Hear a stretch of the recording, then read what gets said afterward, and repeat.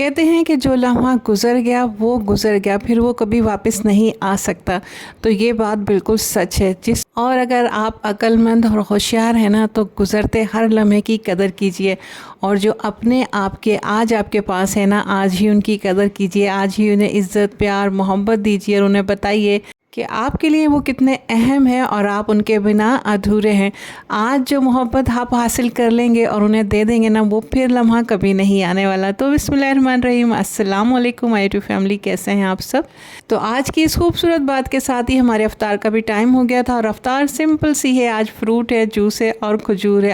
आज fry item के नाम पर सिर्फ और सिर्फ पापड़ हैं, वो भी लास्ट टाइम पे बेटे ने कहा कि मम्मा पापड़ मुझे बना के दे दीजिए, क्योंकि उसे पापड़ बहुत पसंद है। उसके अलावा पकोड़े समोसे खाने का आज बिल्कुल भी मूड नहीं था। बहरहाल अल्हम्दुलिल्लाह, अल्लाह ताला का शुक्र अदा करके हमने अपना रोज़ा अफ्तार किया। रोज़ा अफ्तार करने के बाद नमाज़ पढ़ी, चाय वगैरह पी ली, यहाँ तक कि ईशा की नमाज़ पढ़ने के बाद फिर मैं आ गई किचन में। जैसे मैं अक्सर आपसे कहती हूँ ना कि मैं आप लोगों को बताती हूँ ना कि सुबह हमारे पास कोई इतना ज़्यादा काम होता नहीं, और सहरी के बाद अगर आराम करना हो तो मैं आराम भी कर लेती हूँ। वो किस तरह से करती हूँ, तो इसकी वजह से मैं आज आपके साथ अपनी ईशा की नमाज़ के बाद की रूटीन जो है वो शेयर कर रही हूँ।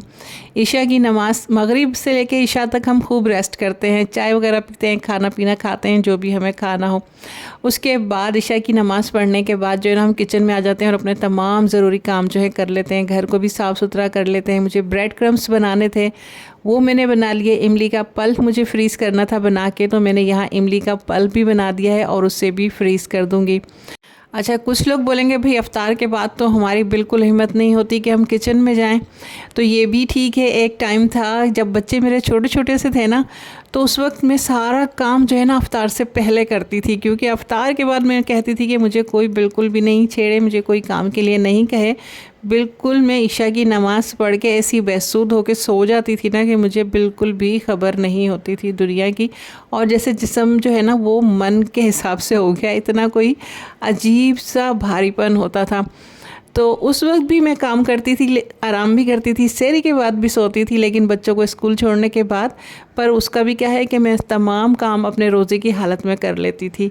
अफ्तार से पहले मैं अपने सारे काम फारिग कर लेती थी, लेकिन अब इतनी सुस्ती नहीं है, क्योंकि अब वो बच्चों वाली रूटीन तो है नहीं कि बच्चे छोटे हैं, उनके साथ जो है काफ़ी ज़्यादा थकन हो जाती है।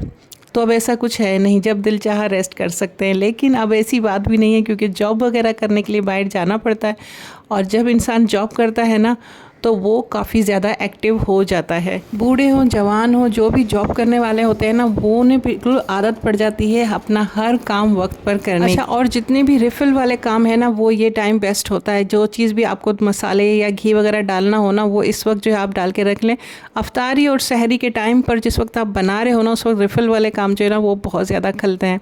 तो यहाँ मेरे पास कुछ घी वगैरह थे, ख़त्म तो नहीं हुआ था, थोड़ा सा था, तो वो भी मैंने रिफ़िल कर लिया। और बाकी मसाले जात थे। और खाने में आज हमने बनाया था चिकन मैकरोनी।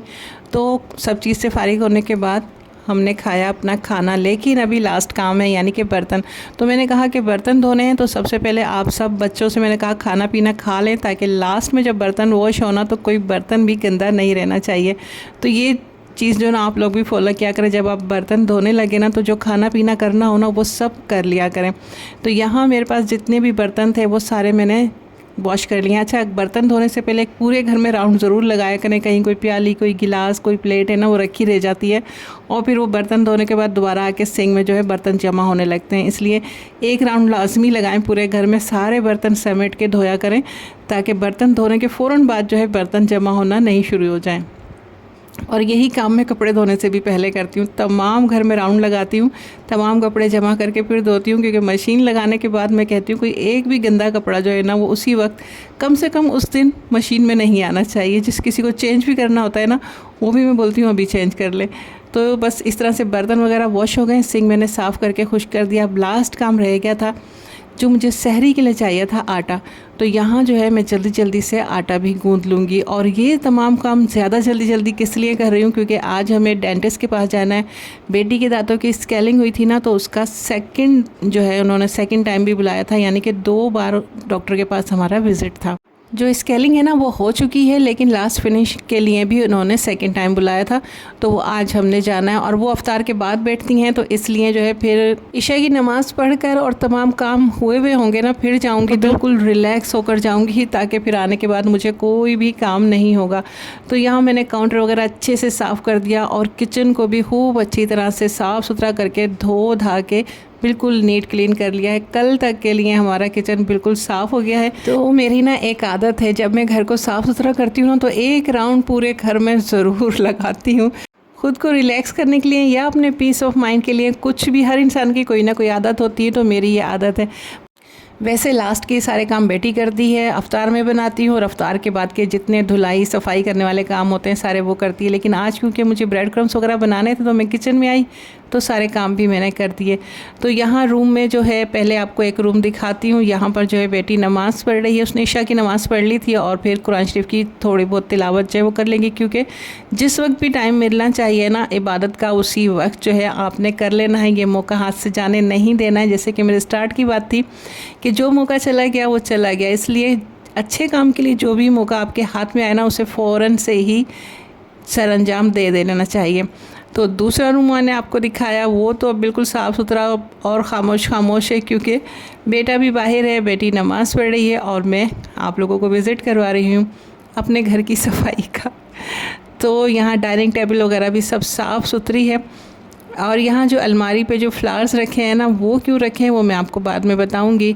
और जो यहाँ सारा घर खुश्क भी हो चुका है, फ़ैन ऑन है, ताकि घर जो है अच्छी तरह से खुश्क हो जाए। धुलाई हुई ना, तो यहाँ मैं अब बेटी को आवाज़ दे रही हूँ कि भाई जल्दी जल्दी करो, बाकी वापस आके पढ़ लेना, क्योंकि डॉक्टर के पास जाना है। डेंटिस्ट के पास सारे पेशेंट जो है अफ्तार के बाद ही आते हैं, मुँह का मामला है, तो फिर वहाँ ज़्यादा रश हो जाती है, इसलिए हम जल्दी जल्दी आए। हमसे पहले सिर्फ एक ही पेशेंट था, तो हमारा काम भी यहाँ जल्दी हो गया। तो फिर जब हम यहाँ से बाहर निकले ना, तो मैंने देखा एक बड़ी सी शॉप खुली हुई है, और वहाँ काफ़ी ज़्यादा रश है। तो मैंने ये शॉप फर्स्ट टाइम देखी। भाई यहाँ पर वो सामान जो मैंने 500-600 रुपये का पहले लिया था, वो 250 या 350 के अंदर यहाँ पर मिल रहा है। मुझे तो बहुत अच्छी लगी, क्वालिटी भी चीज़ों की अच्छी थी, कोई ऐसे नहीं कह सकते कि बहुत लो क्वालिटी थी। चीज़ें सामान सब बहुत अच्छा था, और 250 और 350 के हिसाब से तो बहुत अच्छा था।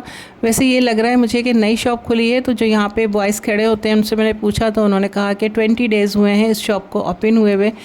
तब मुझे समझ में आया कि इसलिए यहाँ पर इतना ज़्यादा रश है। और मैं तो एज़ यूजुअल जैसे कि रमज़ान आते हैं दुनिया से कट ही जाती हूँ, मुझे कुछ खबर नहीं होता। तो ये भी डेंटिस्ट के पास आना था, तो इस शॉप का भी पता चल गया। तो पूरी शॉप की एक एक चीज़ देखना पॉसिबल नहीं था, क्योंकि रश बहुत ज़्यादा थी, और अगर मैं रिकॉर्डिंग नहीं कर रही होती तो शायद देख भी लेती। ऐसे में कैमरे को नीचे कर करके चलना कि कोई फीमेल या कोई भी बच्चा तक मैं कोशिश करती हूँ मेरी वीडियो में उसका फेस नहीं आए। और ये गोल्डन बटन नहीं बर्तन देखने में तो बड़े खूबसूरत लग रहे थे। अब मैं ये सोच रही थी कि कहीं ये काले तो नहीं हो जाएंगे पानी लगने से, क्योंकि प्राइस तो इतने ज़्यादा नहीं है। तो जब तक एक आध कोई चीज़ लेकर हम इस्तेमाल नहीं करेंगे, तब तक हम श्योर होकर कोई बात नहीं कर सकते।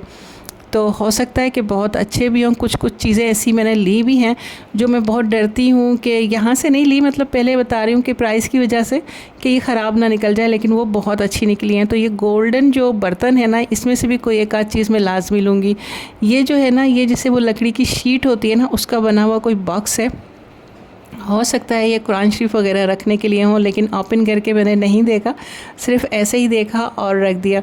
सिर्फ आप लोगों को दिखाने की वजह से विज़िट किया है कि आंखें खुली रखा करें, इस तरह की अच्छी अच्छी शॉप आपको नज़र आती रहे। यहाँ ऑयल की बोतल देखें, ये बोतल भी 350 के अंदर थी। हैरत हुई मुझे। वैसे तो ये बॉटल्स अगर चेज़ वगैरह में जाएँ तो अच्छी प्राइस में मिल रही है, यानी कि महंगी है। बेटी ने मुझे कहा कितनी ऑयल की बोतल लेंगी मामा, रहने थे। मैंने कहा भाई देख रहे हैं, अब देखे भी नहीं क्या। शीशे के बर्तन थे जो कि बहुत ज़बरदस्त लग रहे थे, सभी बहुत अच्छे थे।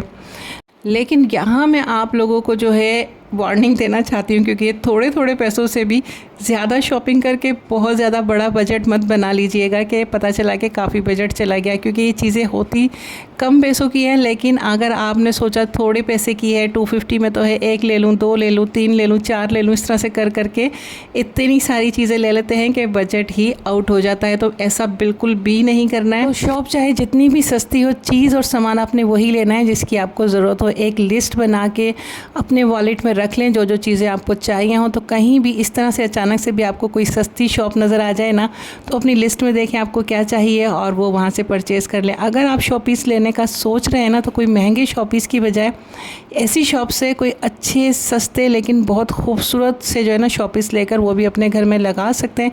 क्योंकि शॉपीस को आप कितना टाइम ही तक लगाते हैं, एक टाइम आता है कि दिल भर जाता है। और शॉपीस अगर सस्ता हो, उससे दिल भर जाए तो किसी को देने में दिल नहीं दुखता, और अगर वो टूट टाट भी जाए तो भी दिल नहीं दुखता है।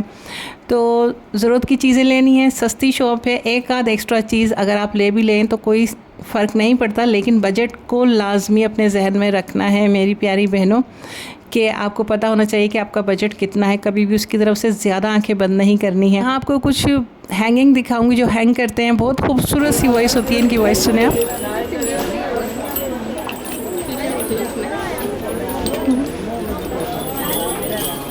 ये सभी बहुत प्यारे थे, बहुत खूबसूरत थे, कलर इतने ज़्यादा प्यारे थे और बहुत अच्छे लग रहे थे। लेकिन क्या आप यकीन कर सकते हैं कि मैंने कोई एक चीज़ भी यहाँ से नहीं ख़रीदी, क्योंकि मेरा बजट फ़िलहाल इसकी इजाज़त नहीं दे रहा। ईद के बाद देखेंगे, गुंजाइश हुई, ज़रूरत हुई तो ज़रूर लेंगे।